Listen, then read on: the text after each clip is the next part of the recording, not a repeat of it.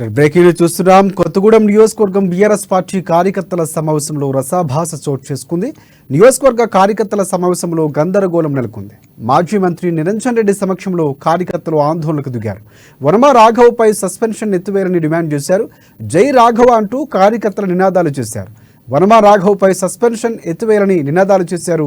కారుకు సరైన డ్రైవర్ లేకపోవడం వల్లనే ఓడిపోయామంటూ సెటైర్లు వెల్లువెత్తుతున్నాయి.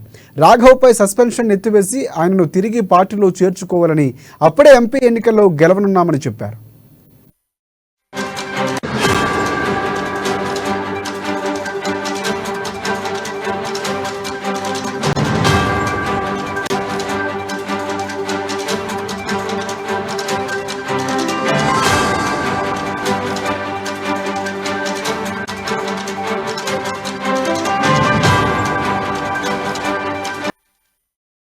బ్రేకింగ్ న్యూస్ చూస్తున్నాం. కొత్తగూడెం నియోజకవర్గం బీఆర్ఎస్ పార్టీ కార్యకర్తల సమావేశంలో రసాభాస చోటు చేసుకుంది.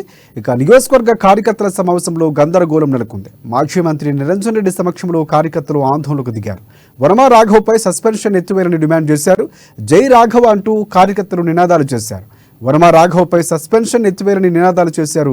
కారుకు సరైన డ్రైవర్ లేకపోవడం వల్లనే ఓడిపోయామంటూ సెటైర్లు వెల్లువెత్తుతున్నాయి. రాఘవపై సస్పెన్షన్ ఎత్తివేసి ఆయనకు తిరిగి పార్టీలో చేర్చుకోవాలని, అప్పుడే ఎంపీ ఎన్నికల్లో గెలవనున్నామని